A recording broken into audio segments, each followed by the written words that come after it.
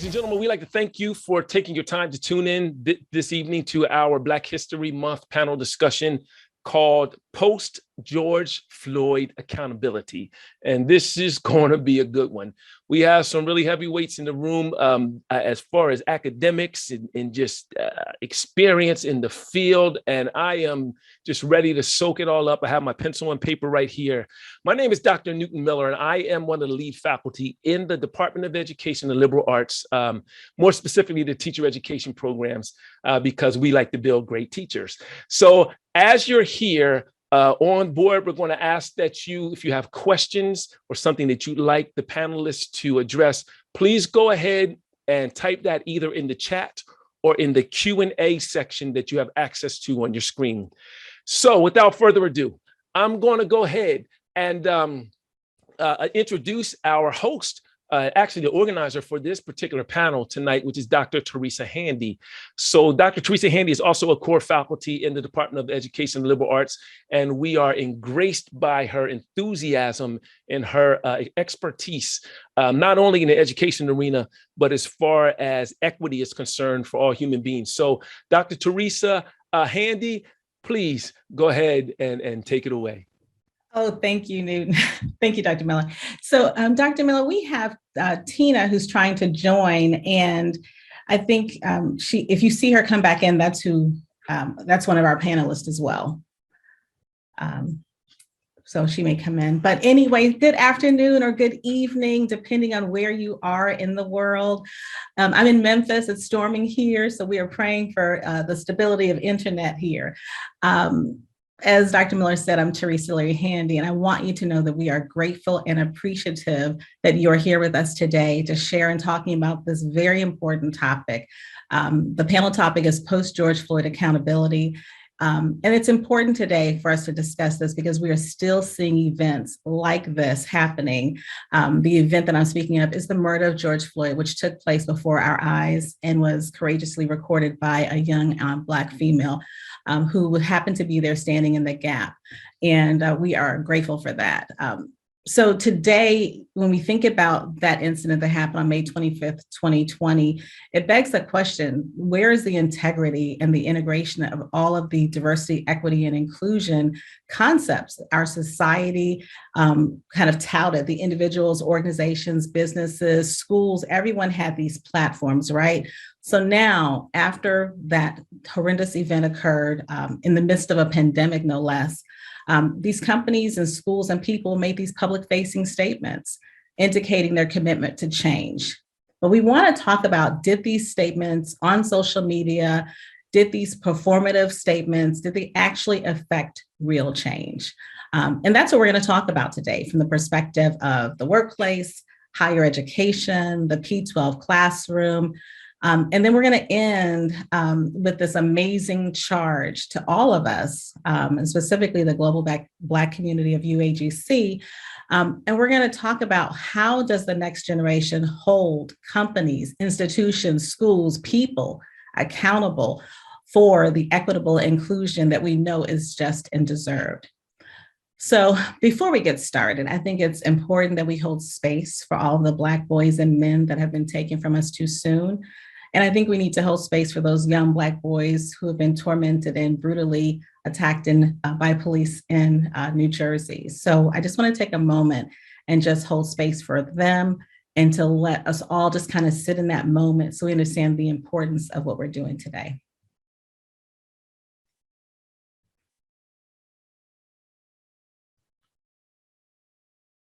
So I want to thank you all for sharing that moment. So before we get started, I want to tell you that we have a dynamic panel for us today.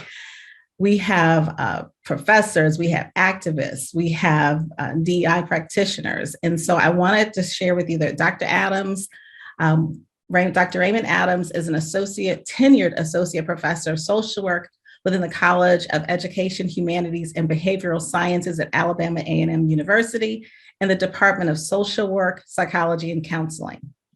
Mr. Jamil Alexander is the senior fellow for Aspen Institute's Forum for Community Solutions. In this role, he coordinates AFCS National Youth Engagement Strategies.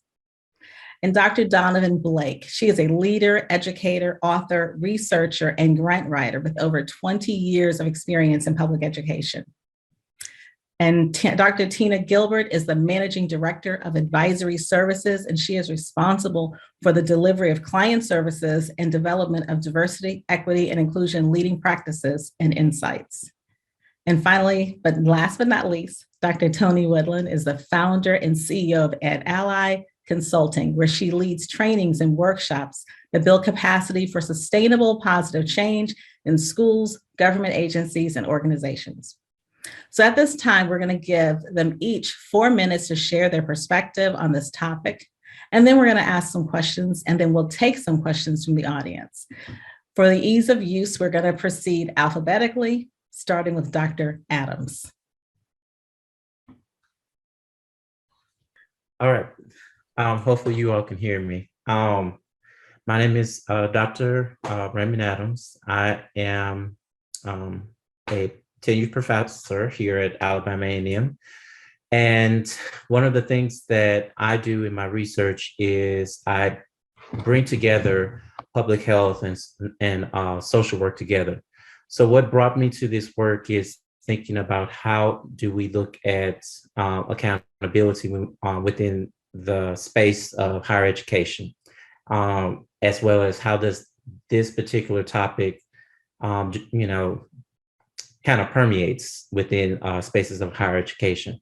So when we think about issues that are relevant to, Black manhood, Black surviving and thriving in a society where their existence is seen as just is stigmatized.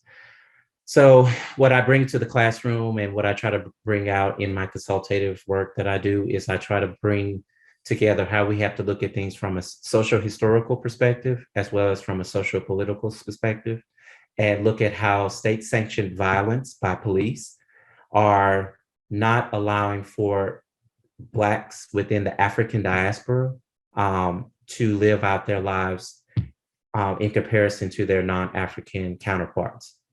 And so I'm very purposeful when I say state sanctioned police violence, because the state allows for the things that occurs within the lives of people who are members of the African diaspora to occur when we think about the deaths that have occurred within the United States.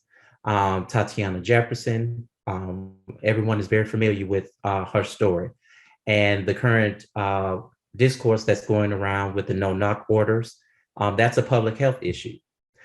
Even a fellow scholar recently won a case against the city of Chicago when they raided her home and humiliated her when they broke into her home and refused to cover her. She had to cover herself.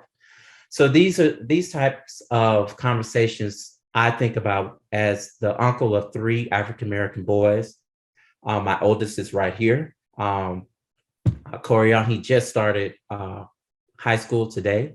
And I think about how I have to constantly worry about, and not only their mother, but I constantly worry about how will the world perceive him when he's walking through these spaces. I don't have my timer with me, so I'm hoping that Dr. Handy will put up the church finger and say, "You close to your time."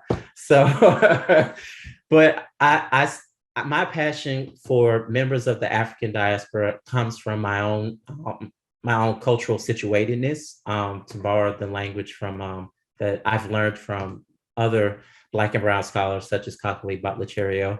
I want to be purposeful in how I talk about this particular issue, because it's a public health issue. It's not just a political issue. It is not just an educational issue. It is a public health issue. So for me, when I do talks or when I engage individuals about state-sanctioned police violence, I talk about how it is affecting public health and how it is disproportionately affecting Black and Brown boys and men. And I think that I'm at Do I still have time? Okay. Okay, I got 1 more minute left. All right. with who I am within my space here at Alabama A&M, I try to teach students who are going to be change agents, that you're going to be facilitators of change. You're not solely going to be change agents. You're going to be facilitators of change.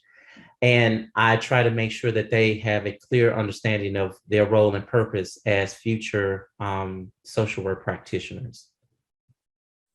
Okay, thank you.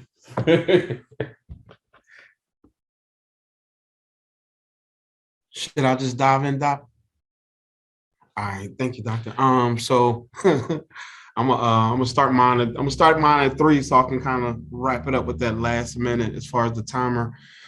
Peace and blessing, everybody. Bro JLA, aka Mill, depending on when you know me, better known as Jamil. I'm your brother, and as I honor this land, our ancestors and our elders, and the next generations to come, I want to take a moment. I have a couple things, but I just want to kind of flow free in a way where today, you already know, 2 years later, rest in peace, Brother Aubrey. So I appreciate even Dr. Handy grounding us in the moment and just kind of reflecting on the 2020. But I want to kind of keep that same energy of yesterday, you know, the whole alignment of 2-2-2-2-2 in a way where, you know, continuing to heal as we grow. And even in that same gesture, just kind of reflecting on accountability and just kind of give a little personal lived experience, historical context in a way where 2020 was, for me, was like a we focus year, 2019, like I'm ready, let's, you know what I mean? You know, align. And then of course, in January, it kind of kicked off when I was at an in-person meeting with some young people, ages 16 and 24. And one of the funders literally said she didn't grow up with niggers. So that kicked off 2020, which humbled me. But at the same time, I saw myself, I didn't even see myself. I was labeled as the A-grade Black man, and why I did not understand. And that was January. February, Brother Aubrey. March, Breonna Taylor. So that whole Q1 for 2020 was crazy. And you already know, end of March, it was isolation. And I began to get angry. And the fact that we were forced in isolation, I tell people all the time, I'm a husband and father first, father and husband first, in a way where in that isolation, I found that solidarity within, and the solidarity within what we created here in our healing center, our home. And even with that, and just kind of bear with me, because I know Aspen Institute, much respect, and I feel liberated, and even Dr. Miller as a big homie. You know, there's levels where I can kind of share, but at the same time, just hear my heart right now, because 2020 was just one of those years. So by the time Brother Floyd, rest in peace, May came around, you know, we was knucking if you buck, ready. And I'm a Gemini, so I can be hood or professional. And I was just at a point where, you know, it is what it is. And the fact that I had some other brothers and sisters more militant than I remember just being with the young leaders and even our elders in a way where, like, you know what, in this moment, I respect that Dr. Adams as far as a facilitator of change, because I feel like that's what I became, because it was all that wisdom and knowledge that was instilled in me that literally began to, you know, be that in that space and time to facilitate change. And when we talk about the accountability, a lot of promises was made. I'm talking about, as much as the summer uprising was going on, we literally, as a community, all stakeholders, and even with the ecosystem building of every 10th of a month at 10 o'clock, we met, we organized. And I can kind of go further later on in my comments as far as some of the things that came out and some of the things that didn't happen. Thank you.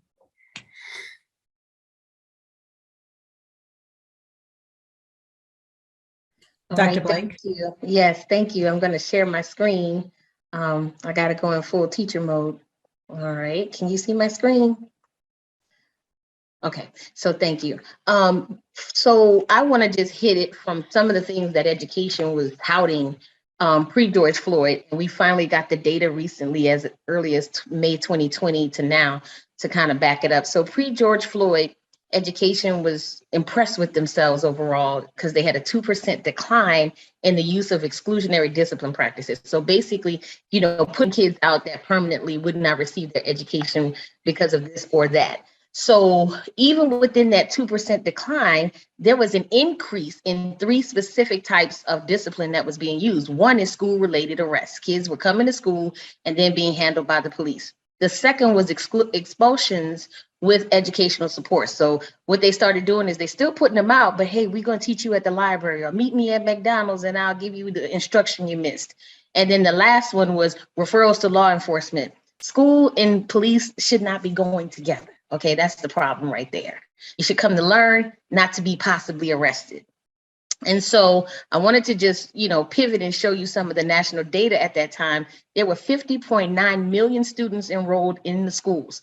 51.4% were boys, 48.6% were girls. And this is nationwide, okay? And so when you take that information, and I got this from the Office of Civil Rights in the United States Department of Education, when you look at the Black student data, there's a huge disparity. For Black girls, they were being suspended 2 times more than their peers of other races. The Black boys were being suspended 3 times more than their peers of other races, all right? And so when you look at the students who were being referred to the police that were Black, that was 28.7% of them out of 31.6% of all the kids being referred to the police. So the rest of them, if I dig, I could probably say they were the other brown students, okay? And then we had 69.6% students that were arrested and referred to the police. And overall, our kids, this is the one that get me, they were the largest number of students, 42.9%, being sent to the alternative schools. So the regular school isn't a good enough place for our kids, and they were being sent somewhere else. But that's pre-George Floyd, all right? So in the midst of George Floyd, when everything is going on, as Brother JLA just said, all these murders were happening. The kids are very visual. They have cell phones. They see all of this. In the midst of George Floyd, all those suspensions, that was a part of that school to prison pipeline. And we had just started having conversations about it and how to, deal with it. And then the pandemic hit, and we had the have and the have nots. We went into virtual learning. Some kids had great access to virtual learning. Some didn't. We had school districts having issues with computers, and the spotlight was on resources in various districts. And then we also had the media, and we know that Black Lives Matter. So my babies got to see all of this stuff playing out on television, through books. We had Anti-Racist Baby. We had the 1619 Project. We had social media documenting this for them. And our babies are very literate. They absorb their environment, so they've seen all of this. So when you get to it, here we are today in the post-George Floyd. Where are we in education? We're dealing with attacks on critical race theory by folks who don't know how to use the tool properly. So they're misusing it to keep our babies uneducated. The miseducation continues. And then this is the start, y'all, of the mass teacher exodus. Everybody wants to jump ship. Okay. And then we had the removal of the school resource officers, which isn't a bad situation, but, is it the best way that we could have solved the problem? So we have a lot going on in education. I feel like the roof is on fire and nobody cares. So y'all see it, y'all hear it. The kids are crying out. The teachers are crying out. We need somebody to do something. All right. So I'll send my time on till you come on back. All right now, Dr. Blake, you were dropping it. I can't wait to dive into that removal of the SROs. What did they put in place of that removal? Okay, nice. I love that. Okay, so we now have Miss Gilbert, Tina Gilbert. Now, full disclosure, Tina and I are old college classmates. We've known each other since we were 18. And we look just as good. So thank you, especially with some of the technical issues, as I was joining in a little later from the East Coast as I was trying to balance which most women do, the joys of work and children wanting to be fed and not understanding what they needed to do without mom in the panel. But I'm here and I'm excited. First of all, I want to acknowledge all of those who have their doctorates. I updated my profile. I am not Dr. Tina Moore. I have my, after Spelman, I went on to get a MBA, but I do not have a doctorate. So I do not want that, take credit for something that I have not put in the work for. But where I have put in the work is over the last 25 years, I have been working within corporate America to bring issues of what started out being first called diversity, and then being called diversity and inclusion. And thanks to 2020 is now called diversity, equity, and inclusion. And that's really where I focus. The name of my organization is Management Leadership for Tomorrow. We are a nonprofit agency founded over 17 years ago. Our founder, John Rice, had a vision of creating a more diverse pipeline into top MBA programs specifically. And quite frankly, the lucrative leadership roles that came out of came from graduating from those type of programs and getting more people of color in those programs and in those positions of mobility. Since that time, MLT has expanded their scope, that they have programming all the way to first generation college students and helping college students get successful in landing their first job. Did you know most students of color, their first job out of college is actually a job that does not require a college degree? So they are already underemployed by coming out of school with a college degree. And so we have advanced the programming to go again from first generation to those early college roles, all the way through, considering we've been in this role for 17 years. Some of our alumni are in the C-suite. They are those leaders in those ivory towers helping to make decisions. And so we're doing programs to help support them and ensure that they are not alone in their mission to create change and open up access for more. I work on the advisory side, and I talk about, we have a whole bunch of great people that are working to make the fish ready. It's my job to clean the fish bowl. So we spend a lot of time putting great talent into dirty fish bowls. And what happens? They die. They don't succeed. They suffocate. And so I'm now working with a team that we're going in and helping them create the diversity, equity, inclusion strategies for the organizations so that they can create diverse workforces, inclusive environments, and equitable processes in terms of managing the workplace. So that's kind of my world. I'll talk a little bit about some of the things that I'm seeing, but one of the things I talk about a lot is I'm moving individuals actually within the corporate space from a moral mindset of why to do this to a business equity. And let me just say why I'm focusing on business equity. I'm no longer wanting to be in the business where I need to make and change the value of each individual in leadership roles. What I want to do is work with organizations that are willing to set expectations of the types of behaviors and standards they expect to see within their organization. And just like any other business process, when you're not meeting the expectations, then they're moving you out. So it becomes less about let's make everyone sing Kumbaya together, and let's establish the business equity and the processes to make sure we're clear of the expectations and the standards we're trying to make, and use that to remove some of the systemic biases and barriers that exist. And so that business equity mindset is really where I'm working. I love that, moving away from singing Kumbaya, and that was exactly, and I think that's the frustration corporate America has been feeling, this pressure to sing Kumbaya. And actually, you're right, it's not even about that, it's about business equity. So I can't wait to dive into that some more. And we now have, last but not least, correct, Dr. Tony Woodland. Save the best for last. Hi everyone, good evening. My name is Dr. Tony Woodland. I am here in Baltimore, Maryland, where we had a really mild day today, 70 degrees. But it's such an honor to be, I know, right? It's such an honor to be here with you all. And I'm really excited about engaging in this conversation for a lot of reasons. First of all, I appreciate all that has already been contributed to this space by my fellow panelists, and I've learned a lot even in just a few minutes from you all. But you know, one thing that I do, so I've spent the last 16 years of my career in education, right? And so I started out in Baltimore City Public Schools, and I've done a lot of work in Baltimore City Public Schools, from classroom teaching and mentoring and curriculum writing and assessment writing and all this other jazz, right?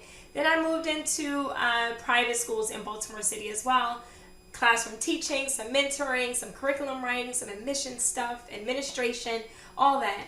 The reason why I bring that up, and so now I actually do get to work with schools and other organizations, including government agencies, around a wide range of topics. But the reason why I share that with you is because, you know, what I think about is in each of my roles, I've been able to, you know, take on a different perspective. So when I think of George Floyd and what happened with George Floyd, the educator in me kind of traces back, you know, his journey, and it traces it back through the education system. And then I start to think about all the other systems that have been working, you know, in conjunction with racism. I think about classism and how that might have showed up that day. I think about how that even shows up in schools. And so, you know, I just want you to know what type of frame of mind that I approach this conversation with, and the lenses through which I see these, you know, instances, these tragedies play out on television. In terms of accountability, going back to, I guess, what this entire talk is going to be about, you know, yes, I saw a lot of schools, a lot of organizations who were putting up the black screens. Lots of organizations were really, you know, showing off their new diversity statements, right? Their equity statements, and look what we've done. But one thing when I think about accountability, and I love what Ms. Gilbert shared around, you know, business equity, right? Because that applies to schools as well.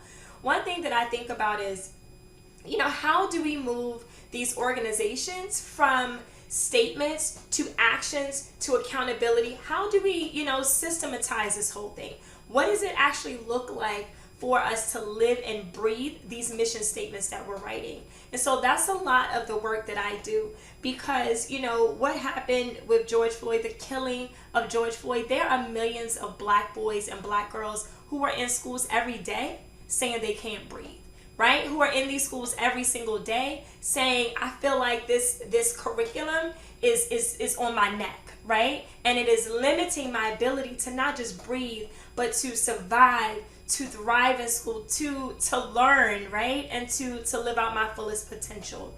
And so for me, this conversation is one that is very near and dear to my heart, because at the end of the day, when we think about what happened, you know, with Brother George Floyd, there was nothing accidental or happenstance about it. So what I'm bringing to this conversation tonight is the fact that it shows up each and every day, and it shows up with our youngest of learners. And so I want us to really be thinking about what are some of the ways that we are holding them down. What are some of the ways that we are choking the life out of them and keeping them from being able to breathe and live in these schools? I love that Dr. Blake also started out, you know, by sharing some of the statistics around, you know, what's happening in our schools and what has been happening in our schools, quite frankly, right?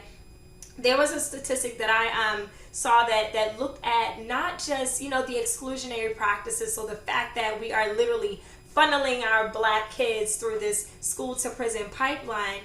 But let's think about this. Let's think about, they talk about learning loss that COVID caused. Okay, I see a head. Okay. We could talk about learning loss caused by, you know, a pandemic, but what about learning loss when our black and brown babies are overrepresented in this discipline data, when they are sent home more often than their white, you know, peers? Let's talk about that. And so, like I said, for me, this conversation is one that is very complex. It is a mile deep and not a mile wide. And I think that, it's long overdue, but I'm very, very, very honored to be here and engaged with you all tonight. Yes. And, Tony, I actually want to dive a little deeper into what you just said. We're thinking about what Dr. Blake's presentation, her whole presentation was just eye-opening. Thank you for bringing that to us. But then also, how do we disrupt that? Like, how do we, what are some things that we can say and do as parents, as aunts?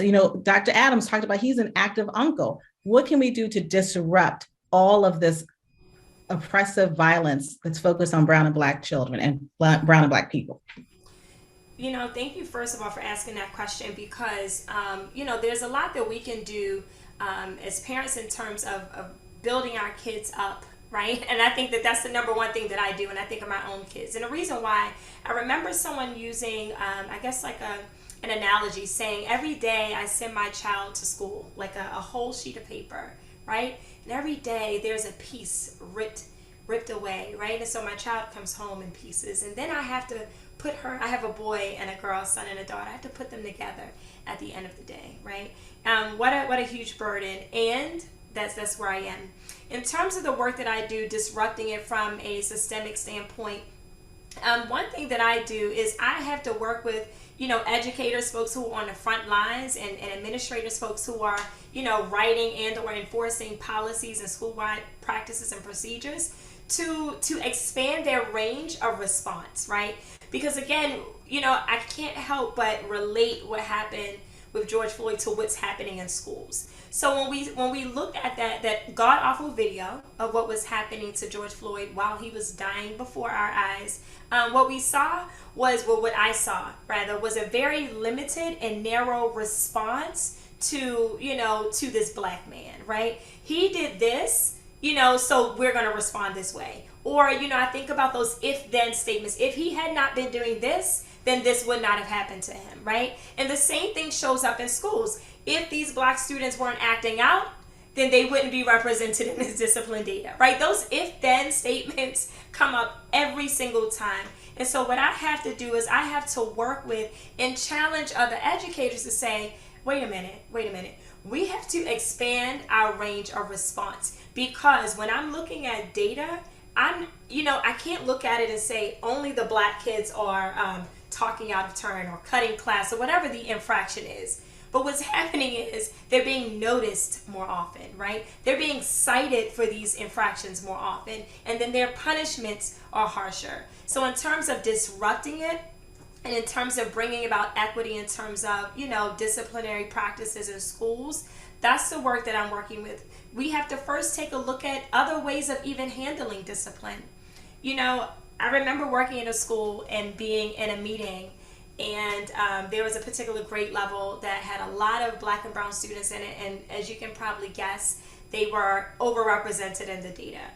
And when discussing what was going on with this grade level, one of the teachers said, well, that's why we need zero tolerance policies.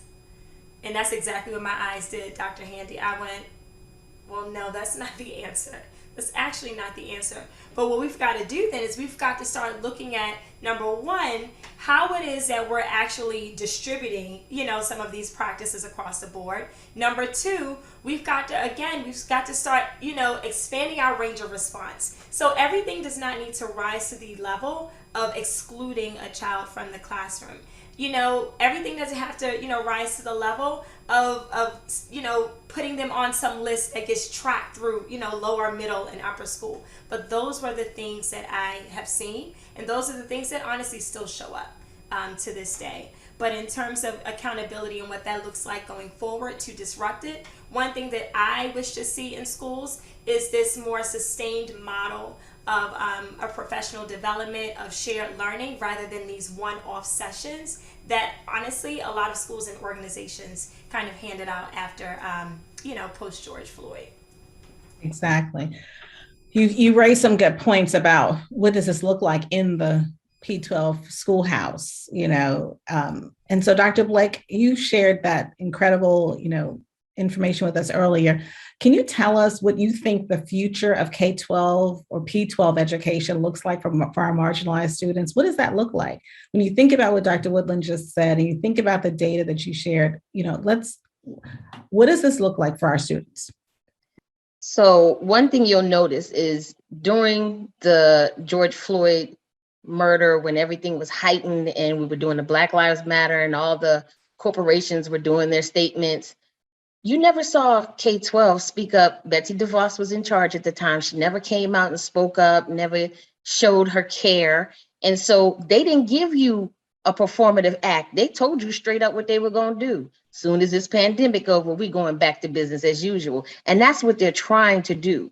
So we were on the precipice, as I stated earlier, of dealing with the injustices that are in the classroom. So what Dr. Woodland was talking about, the increase in disciplinary data, that's because of teacher bias. Okay, and we all have them, Black teachers, female teachers, male teachers, we all have something that, we kind of carry with us and bring it to the classroom. The difference is I recognize it. All right. So for example, I teach students who smoke marijuana. I don't smoke marijuana. I don't like the smell of marijuana, but I'm not going to kick you out of my class and start a disciplinary process because of that.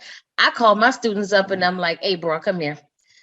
That little smell, it bothers me. It causes me this and that. So we kind of work it out. The student tell me, hey, I'm going to sit in the back of the room when I come tomorrow because I'm going to smell like that tomorrow. But we kind of work it out. So I know when he's sitting in the back, that's a cue to me. He having one of them days. He doing this. We worked it out. He's still being educated. I could breathe and nobody's in disciplinary issues. But it took me to recognize and address my own personal biases. One thing that I'm doing, and please know that I'm an ant that has no problem pushing a big rock. It gets lonely sometimes. It's hard. I do cry, but I don't have enough people helping me push the rock in the same direction. You see what I'm saying? And so for the kids, we talk the talk, but we don't walk the walk. So for example, I had a white teacher tell me at work, oh my God, I love your hair. Okay. But when my hair was natural yesterday, how it grows out of my scalp, you said nothing to me. And so I brought it up to that teacher, this is how I can perceive that as a microaggression. And you bring it to the attention, see if our kids see us model these things. They don't have to be nasty or an attack, but we have to teach them how to model it. And then the white teacher got offended like she wanted to cry. I said, no, that's not what we gonna do. Okay, because you don't have the right to cry. I didn't do nothing to you. Let me show you how I felt it was done to me. So when the kids see me do that, now I see them speaking up for themselves.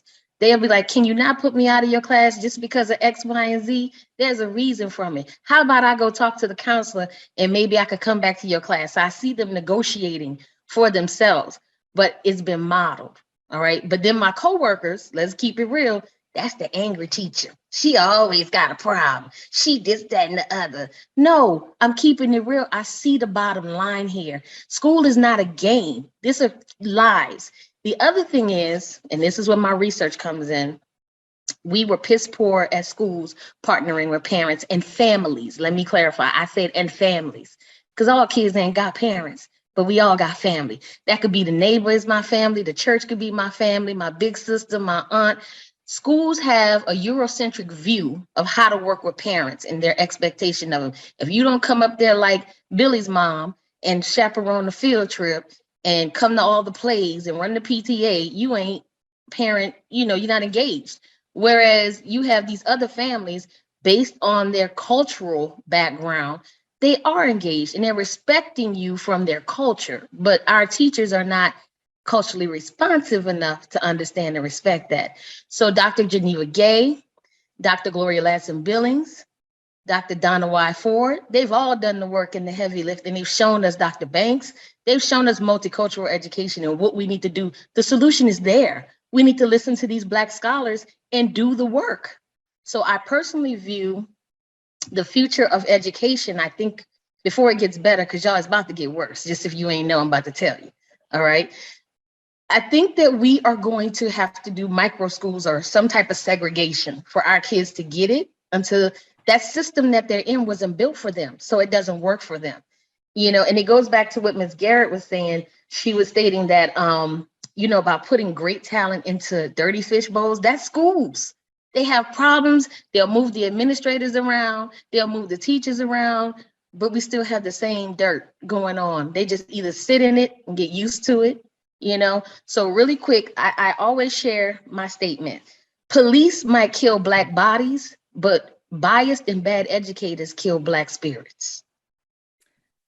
And that's what I wanted to pull in with Jamil and Dr. Adams too, is that, Jamil, I want you to, you're a change agent. So I want you to think about how you heard Dr. Blake mention some of the ways that students were advocating for themselves. What are the different forms of activism that students can engage in while they're in schools? She hit on some. And then Dr. Adams, when he wraps up, I want you to talk about that bias that we see in teachers and how does higher ed respond to that? You know, how do we respond to that in terms of how we, the teachers we send out to work in these schools? So if y'all can tag team that. Woo! Man, the wisdom is definitely in the Zoom, so I want to acknowledge that. And if I was the community organizer in me, like I literally would love to continue to listen, because I would literally say, oh, let's tap into the chat. It is what it is, everywhere.com. What are some of the types of ways, you know, as far as, because I understand and respect the knowledge that's here and the wisdom. So just to kind of answer that question, there's levels of, like, I'm gonna just kind of speak from the lived experience as a change agent, where, you know, talking about that bias that Dr. Blake was just kind of, I want to stamp on that, because there was a level of, as an overcomer of the school to prison pipeline with the generational curse of poverty coming out of Philadelphia, there was levels of things that I had to understand about myself, right? And literally kind of disenfranchise myself for a minute. So almost like segregate myself from academia in a way where, like, I needed to learn, and I literally had to tap into my village.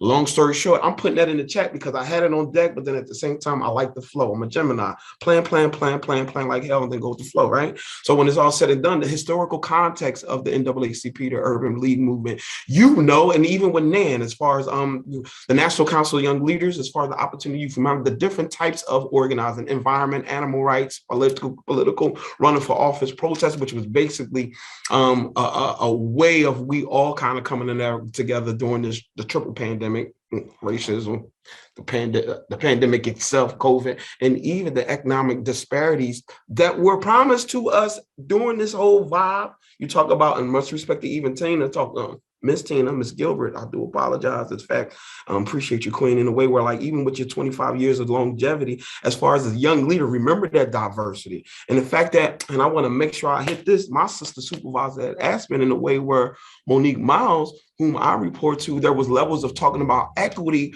when Sterling, rest in peace, and it was so ahead of its game, the institution itself was like, oh, like, what's going on? You feel me? So 2020 literally, like, shook the core of everybody. So when you talk about these different types of form of organizing, protesting, and standing up, whether it be creating public awareness, whether doing a survey, raising money, whatever you need to do it, because we have to do something. And I want to keep listening. So I hope I answered your question, but I can always come back. Peace and blessings. Thank you. Yes. And Dr. Adams, you know, I want you to touch a little bit on what Dr. Blake mentioned about seeing that bias. How can administrators in colleges help to engage that transformative work that is needed? So one of the things that I firmly believe, given my lived experiences in the United States, is that we first have to understand that whether we are at a PWI or minority serving school, we have to understand that they're plantations. And when we don't understand that, we don't understand the power of colonialism. And so when colonialism, capitalism, as well as the way we are stigmatized as a people, collides together, then all we're doing is just recycling the wheel. I get you into college, I get you out, and then I want you to behave in the way that I've trained you to behave. And so when we finally realize that concept, then that's where the real emancipatory transformative practice begins. So when we talk about white, patriarchal, colonialist beliefs, we have to help people deconstruct what that means.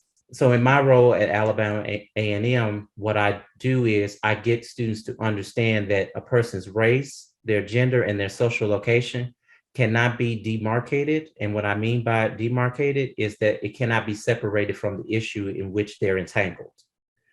So because they are Black, because they're female, because their hair grows out a certain way in their head, they're always going to have a target upon their back, because our society, which is in a colonialistic system, is going to always tell them that they're ugly, nappy-headed women. So we have to challenge how the system is reproducing things that we are fighting to destroy, if that makes sense. It does. And as we're thinking about, the system, you just mentioned, you equated the corporate America with plantation. That's a great segue for Tina to jump in. You've been in corporate America, you understand that whole culture. So I want to ask you, as we're shifting the narrative and moving solutions into the forefront of the conversations, how can employers and external forces help define the right standard for equity in the workplace? I mean, now that we're talking about these new working remote, hybrid with increased level of flexibility, how is this impacting Black knowledge workers? I mean, we had a commercial here in Memphis where they talked about some people having the gift to stay at home. We didn't all have the gift to stay at home.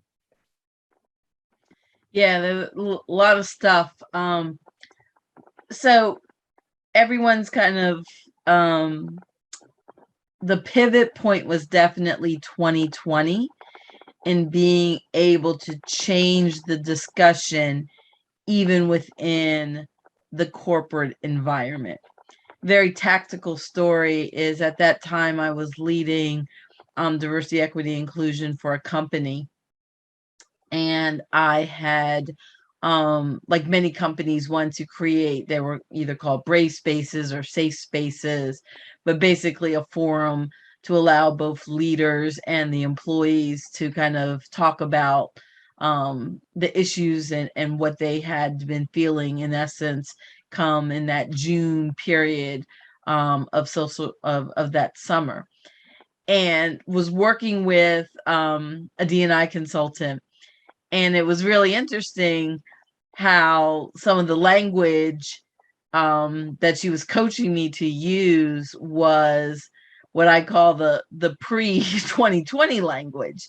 And it was kind of saying, we can actually use our voice. We can use these words. We can talk about systemic racism. We can talk about colonization. We can talk about these things. Let us take this time. If there's anything we get out of it, right, is to be able to use the language that we need to express the pain and to get her closer to change. And so I remember, kind of correcting her in the moment, but also remembering, some decisions I had made just 9 months prior that might have been more aligned with some of the things that she was projecting. But I really think we took that moment. Now, how authentic people were and how they were able to sustain that approach, that's where I think the real measure of success has been. Those organizations that did the work to define the language, those organizations that took the time to create strategies that were rooted in the lived experiences of their Black and Brown employees, those organizations that really lean into leadership accountability, transparency in the data, clarity on initiatives, those are the ones that are creating actual action and moving the needle. Those that just jumped on I call it the celebrating diversity hamster wheel where it's like, okay, it's Black History Month. We're going to do our little Black History. Oh, next month is Women's Month. We're going to do our, okay, a couple months later, we got Pride Month. Okay. If that's your diversity inclusion efforts, just having those celebratory webinars, then, you are not true to action and equity.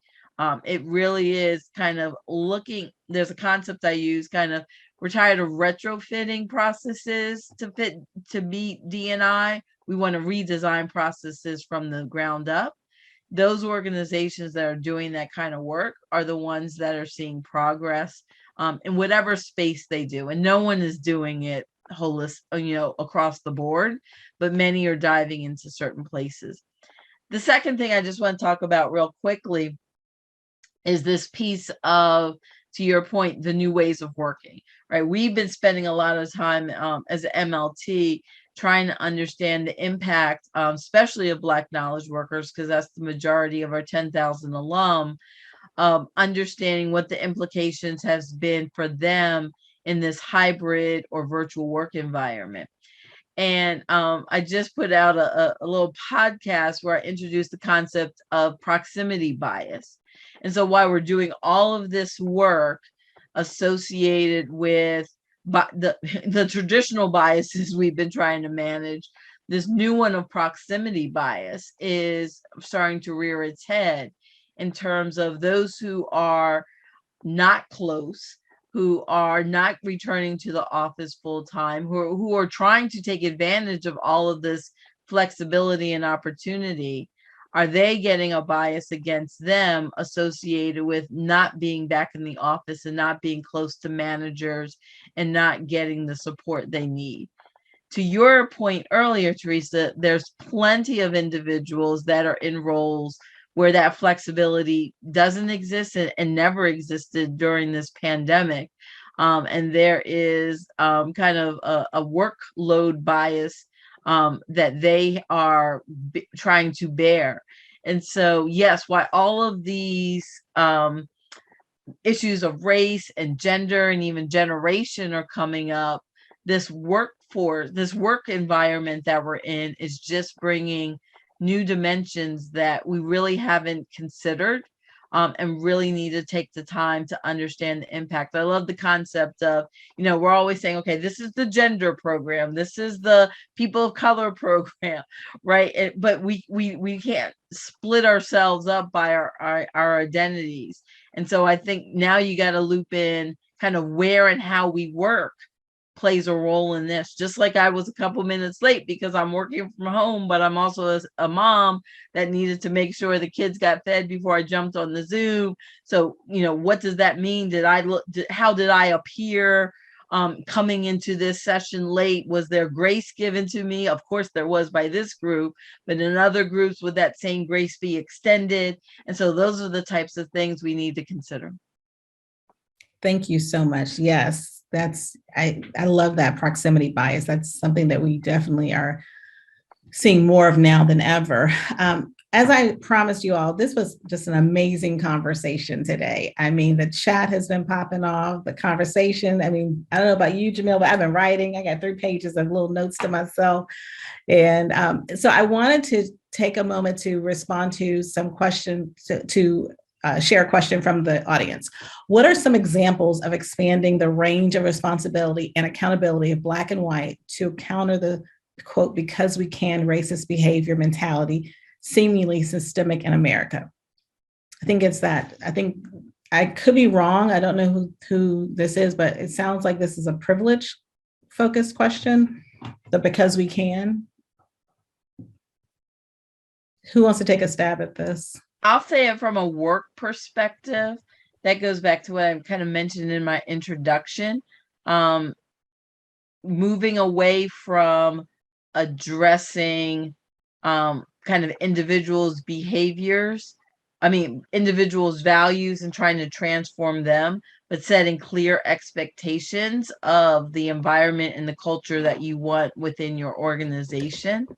And so that's how we're coaching businesses to think about how they set boundaries for employees. Is less about managing how they think, but managing kind of the environment and the culture that's being created. So if I could, Dr. Handy, I'd like to say something, if that's possible. And then Dr. Miller is going to hop on before we have our wrap up with Brother Jamil. So I think one of the things to add a social work perspective to it, we have to understand that everything begins in the family of origin, and I'm using a theoretical frame here. When we think about how everything begins in the family of origin, we have to begin to understand when things occur in folks' family of origin and they are not healed from in that family of origin, you're going to see things happen outside of the extended family context that's going to be viewed as maladaptive. So when we don't offer strategic steps or actual forms of redress that are going to be helping them, whether it's a group, a family, or a community from healing, then the process of, well, you are the way that you are because of your family of origin, but that's not my problem. So why don't you just fall in line? But we can't get to the root of why they are having these particular problems because we're choosing to ignore what occurred in the family of origin. And so what you saw on January the 6th, what you see happening on television and social media is because individuals, both at the individual level as well as the societal level, continues to say, forget what happened in your family or forget what happened in your life. Conform to what we need you to be in order for us to thrive and survive as a nation. And that's that white nationalistic perspective that's destroying who and what we are. Powerful. Thank you, Dr. Adams. Dr. Miller, do you want to jump in and ask your two questions? Yes, ma'am. There were two questions. One was for the panel in general, wasn't directed towards anyone. And the second one is for Dr. Woodlawn. So the first question is, what is your advice on how to address the challenge of the impact of stagnant leadership on an environment in organizations? I'll take a quick stab at that first. We've identified 3 elements that we talk to leaders to get them moving. And they are clarity, confidence, and commitment. When we talk about clarity, we connect it to how they're able to move with action in other areas of the business. And that relates to understanding what the real issues are and the root causes.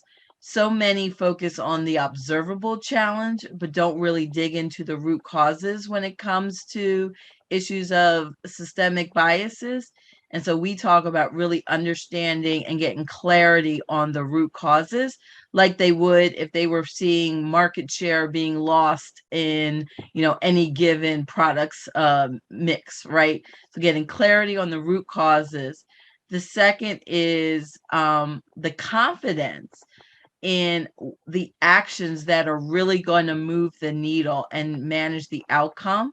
And the way, again, with leaders, to give them that confidence to speak, they need to have a clear goals and the accountability for those goals. So the confidence is the outcome, setting the goals and those strategies underneath it. Again, aligning to how they manage the rest of their business, and then making them commit, right? And this is not committing at a personal level. This is making them commit based on their role, where they're going to be able to invest in building the systemic changes, or where they're going to help embed D&I in the culture. So clarity, commitment, and confidence are the things that we talk about to address with leaders, to move them past what I mentioned earlier. Personally, what can I do? I don't care about what you can personally do. I'm here to talk about what you can do as an organization leader And you don't ask that question if I came to you with a supply chain strategy. Tina, someone asked in the chat, they're curious about the common root causes that you are seeing in businesses. Yes. So for example, one of the observable challenges people will talk about is the lack of a diverse pipeline when looking for candidates, right? And so they will spring up initiatives very quickly to partner with HBCUs and to create, even going back, right? We're gonna build the pipeline, invest in high schools. Now, not taking away from any of those opportunities to invest in the future pipeline, but right now, what's happening and why you don't have talented individuals coming into your organizations, because your managers are looking at resumes through a very biased filter.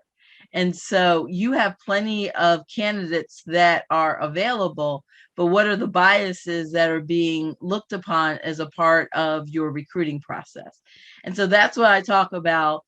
They go with the observable challenges and kind of what they think versus really looking at the data and understanding, you know what, we are seeing X number of candidates come into the process, but how many are we actually interviewing? How many are making it to the final rounds?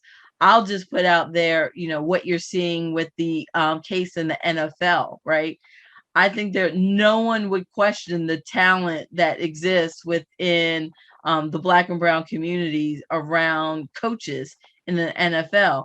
And yet somehow, right, there are one only out there. And so we're going to develop a program in high school to make sure that we have more Black coaches in the pipeline. No, we need to move the barriers that are existing for those assistant coaches and those talented coaches right now who are in the pipeline to succeed. All right, now, I wonder if we need to send this over to the NFL. We gave them a solution here on this panel. Thank you. Dr. Miller, did you have anything else? Yes, there was one more question. Okay. And I originally said that it sounded like it was towards Dr. Woodline, but I think that Dr. Blake would also have some great input on this one as well, or maybe Dr. Adams. So the question is this: what non-negotiables should educator preparation programs possess in order to teach new teachers to facilitate more equitable cultures in classrooms? And I think that came from you guys talking about how the influence on the younger generation is almost grooming, I guess a wildflower. So, I'll start off by saying, I spent some time actually helping to prepare resident teachers for a program that I won't name.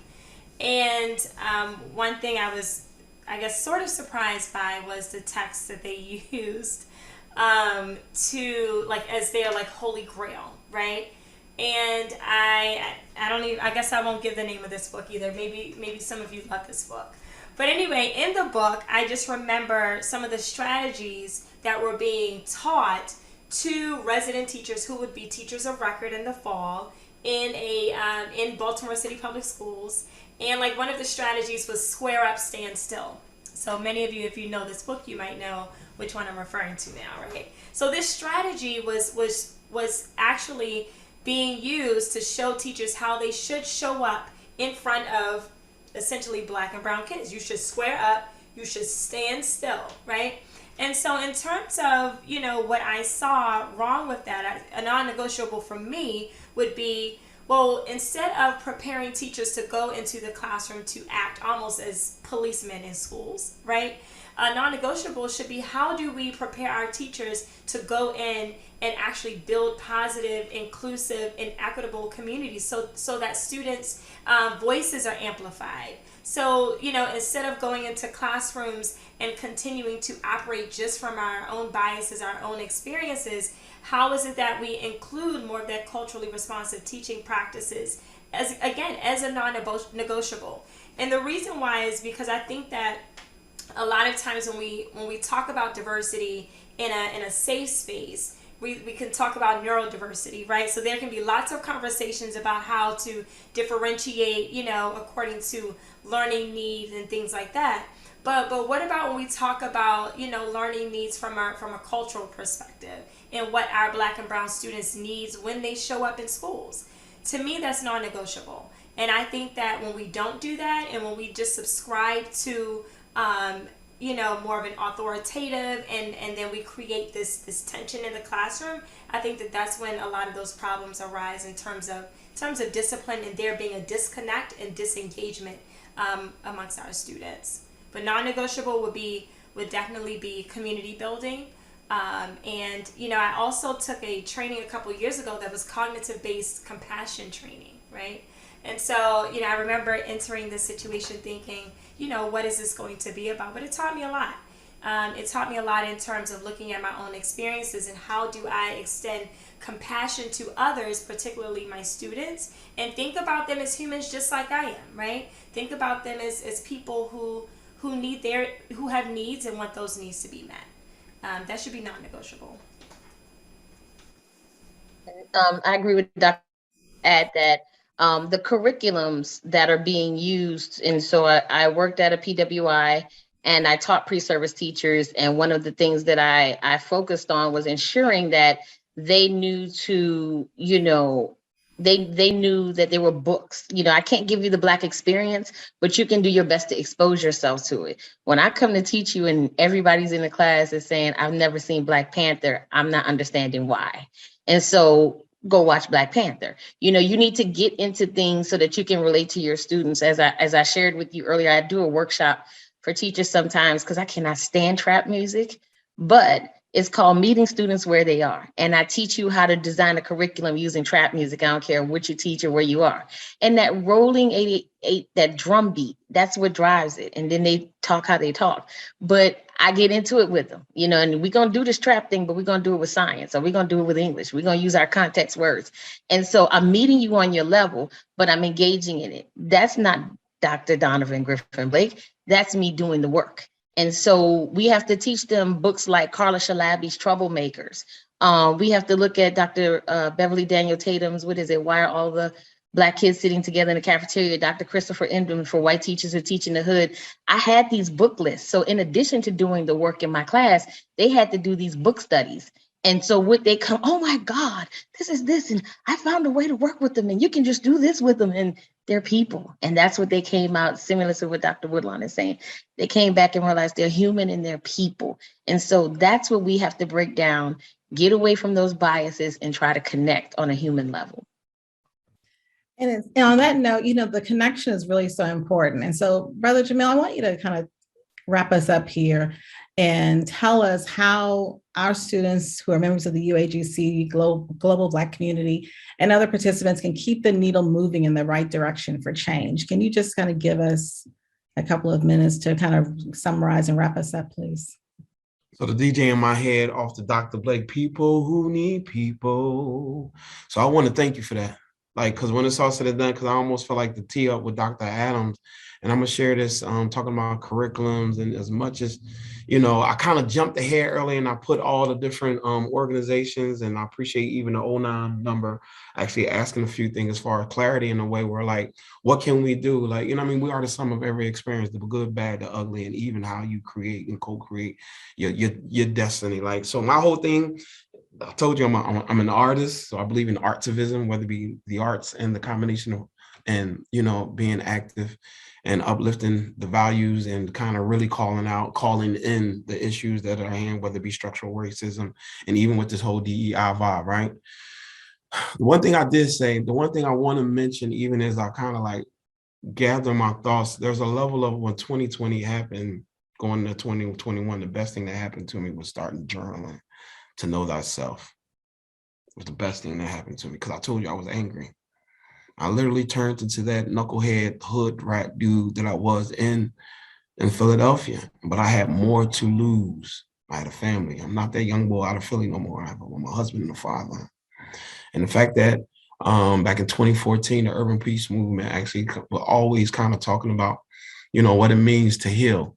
And the fact that I was exposed to it in 2017 We literally did a field scan. This is where I appreciate the fact that I found my tribe or where I am in my career right now. And healing, you know, the founding five as far as healing is a response to community need is political. Healing and organizing intersects. Healing is found culturally and spiritually, which kind of go back to what all faithful folks here was saying, the wisdom in the Zoom and the fact that we heal as we go. And even with the Cities United people, like healing is radical. And even the fact that even when it comes now, Happy Black History Month, there's a level of, you know, the statement of the revolution will not be televised. We know. And if you don't know, I'm going to put you on.